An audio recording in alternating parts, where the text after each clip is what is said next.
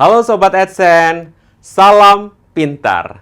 Berjumpa lagi dengan Kak Ilham, tutor bahasa Indonesia adsense.id. Pada video kali ini kita akan membahas tentang makna kata. Sobat AdSense sudah siap?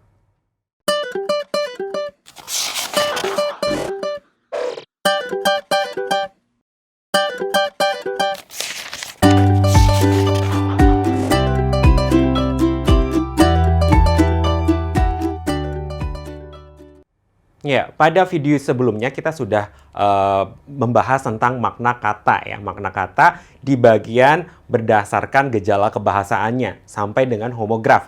Nah, sekarang kita lanjutkan lagi. Jenis yang berikutnya adalah hipernem dan hiponem ya. Hipernem dan di sini saja. Hiponem. Ya. Hipernem dan hiponem. Hipernem itu kata yang memiliki makna umum, yang memiliki makna yang lebih umum.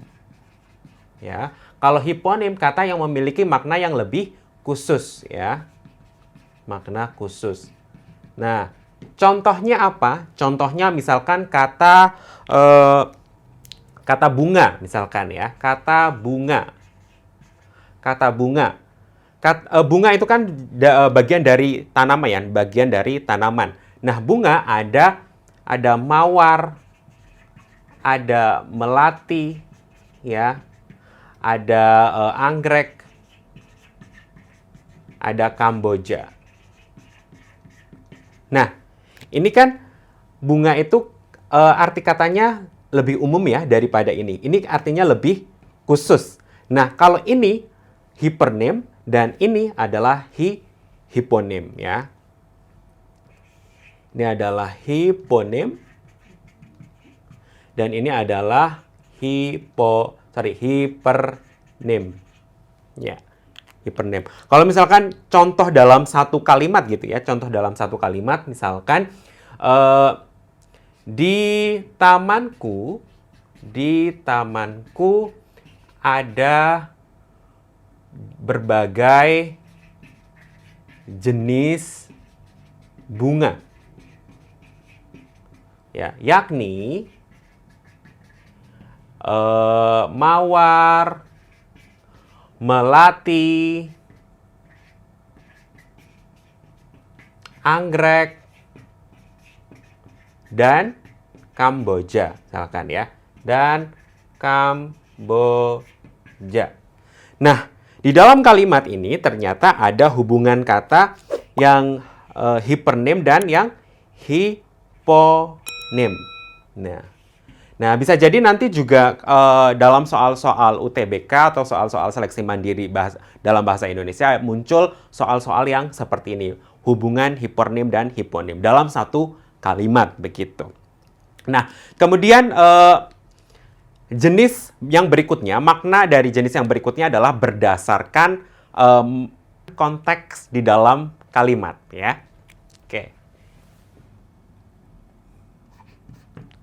Berdasarkan konteks ya di dalam kalimat.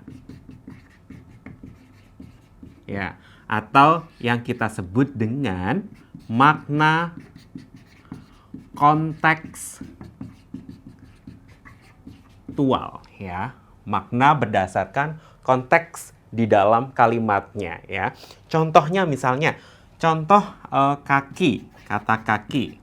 Oke, kalau misalkan kalimatnya kaki saya terluka.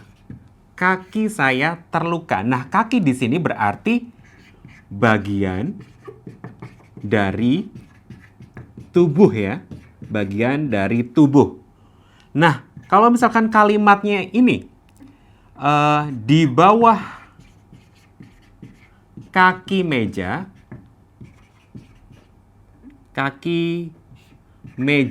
ya, di bawah kaki meja ada anting-anting saya misalkan. Nah, kaki di sini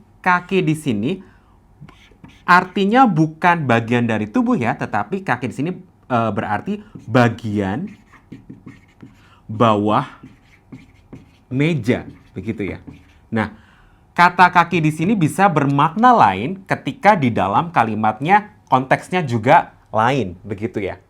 Oke, ada lagi misalkan kata kepala. Misalkan kata kepala. Ya. Kepalaku sakit. Kepalaku sakit. Nah, artinya kepalanya itu berarti bagian dari tubuhnya ya. Tapi kalau misalkan Pak Andi adalah kepala sekolah di SD saya, misalkan di SD saya. Nah, kata kepala di sini di dalam konteks kalimat ini bukan kepala bagian tubuh yang di atas, tetapi ini adalah pemimpin atau ketua, seperti itu ya. Nah, ini makna kontekstual, makna yang artinya itu bisa berbeda-beda tergantung di dalam konteks kalimatnya itu seperti apa. Itu makna kontekstual.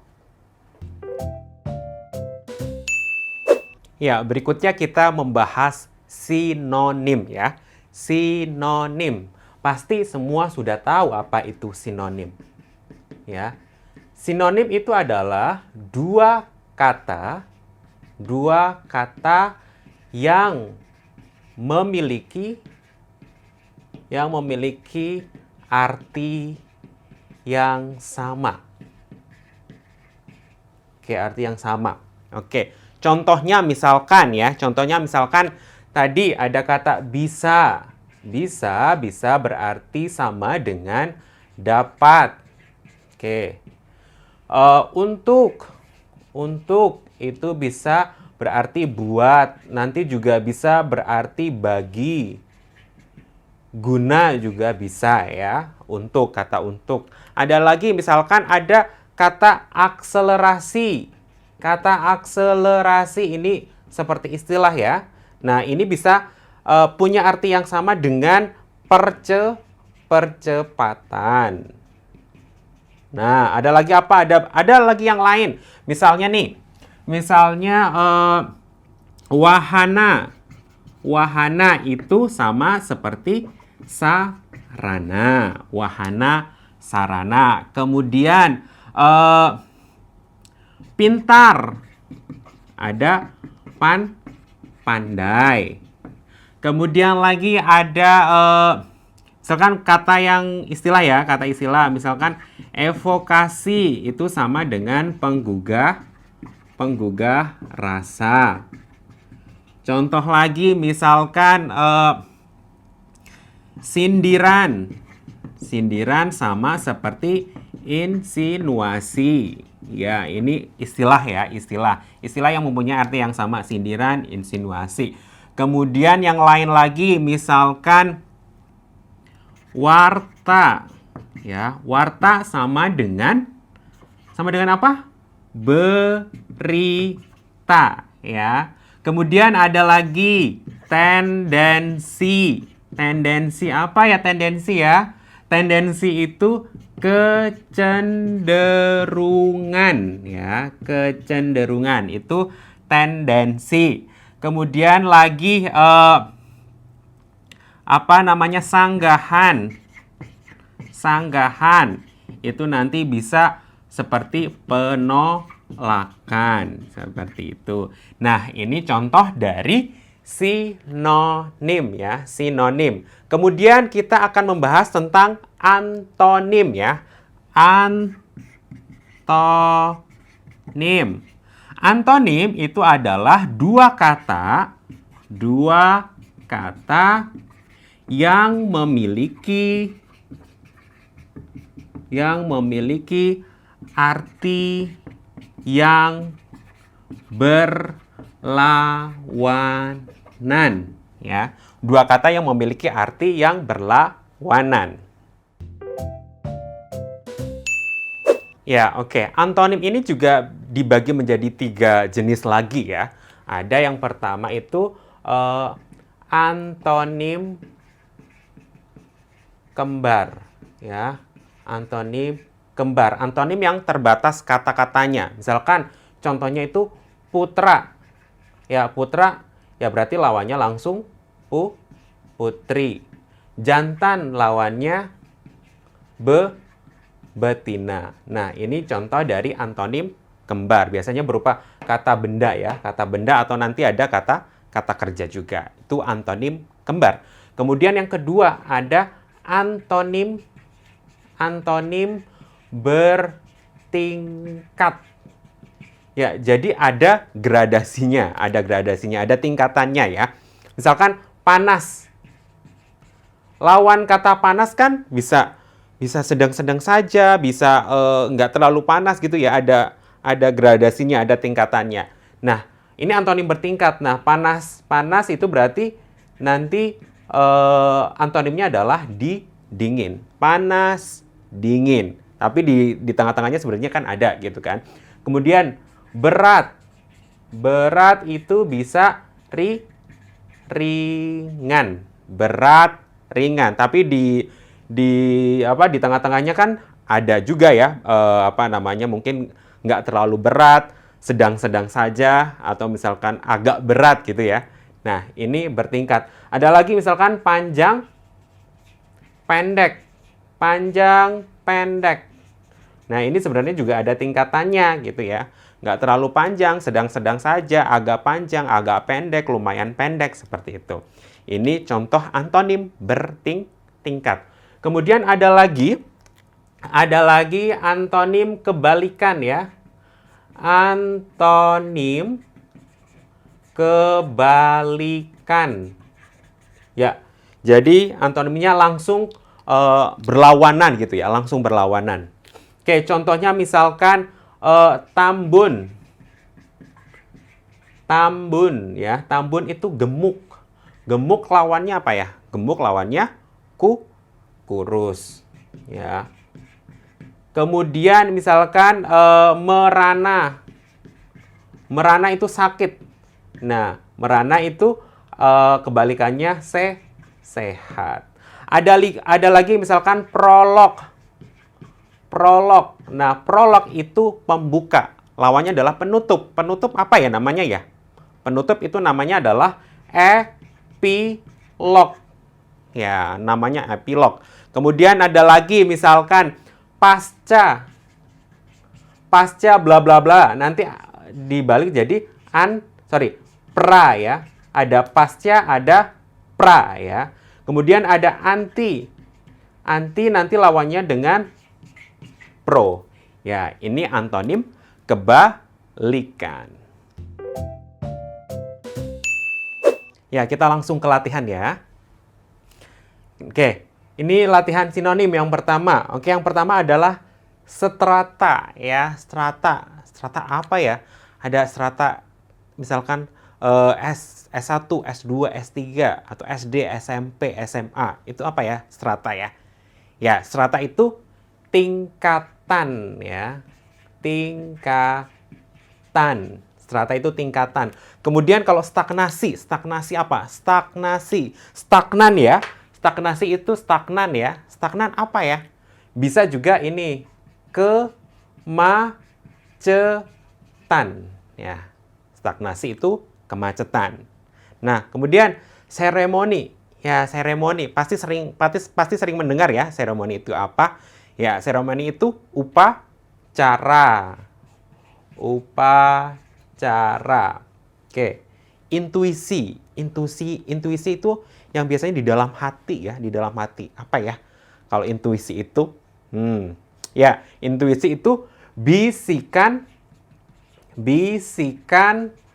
apa? Bisikan hati. Ya. Kemudian ada implisit, ada eksplisit. Ini sering kalau misalkan belajar bahasa Indonesia di sastra itu ada makna eksplisit, ada makna implisit. Ya, kalau implisit itu tersirat. Tersirat. Nah, sedangkan eksplisit itu lawannya. Eksplisit itu tersurat gitu. Ya, ini contoh latihan sinonim gitu ya. Oke, selanjutnya kita latihan ke antonim Ya, latihan antonim. Ada pakar ya. Pakar itu apa ya ininya ya? Antonimnya? Antonimnya itu pakar itu amatir. Amatiran gitu ya. Pakar itu kan orang yang ahli. Nah, kalau amatiran kan berarti orang yang tidak ahli gitu kan. Oke, kemudian asli. Asli berarti sama dengan palsu ya. Berlawanan ya, maksudnya asli itu berlawanan dengan palsu. Oke. Prefix itu awalan ya. Prefix itu awalan. Awalan. Itu sama aja dengan, oke, bukan sama dengan, maksudnya berlawanan dengan akhiran ya. Kalau prefix itu kan awalan. Ada nama lainnya, sufiks ya. Ada awalan, ada akhiran gitu ya. Kemudian remisi itu pengurangan hukuman ya, remisi. Nah, berarti lawannya adalah penambahan ya. Remisi itu penambahan. Kemudian ada kata capable gitu ya. Capable itu bisa melakukan punya keahlian ya gitu. Nah, capable itu bisa berlawanan kata dengan bodoh ya, bodoh atau tidak mampu atau tidak bisa. Oke. Kemudian ada kata kekang. Kekang itu tidak bebas ya. Kekang itu tidak bebas. Berarti lawannya adalah bebas. Oke. Kemudian kolektif. Kolektif itu berkumpul, secara berkumpul ya. Berkumpul atau berkerumun bisa juga. Nah, kolektif itu bisa berlawanan kata dengan individu. Ya, secara individu. Oke. Sobat Esen, demikianlah pembahasan mengenai makna kata. Semoga dapat dipahami ya. Sampai jumpa di video berikutnya. Salam pintar. Sekian Sobat Esen untuk video pembelajaran hari ini. Sampai ketemu lagi di video belajar berikutnya. Jangan lupa aktifkan notifikasi untuk video terbaru kami ya. Sobat Esen juga bisa mengunjungi @sen.id dan temukan ribuan video pembelajaran. Sampai jumpa Sobat Esen, salam pintar!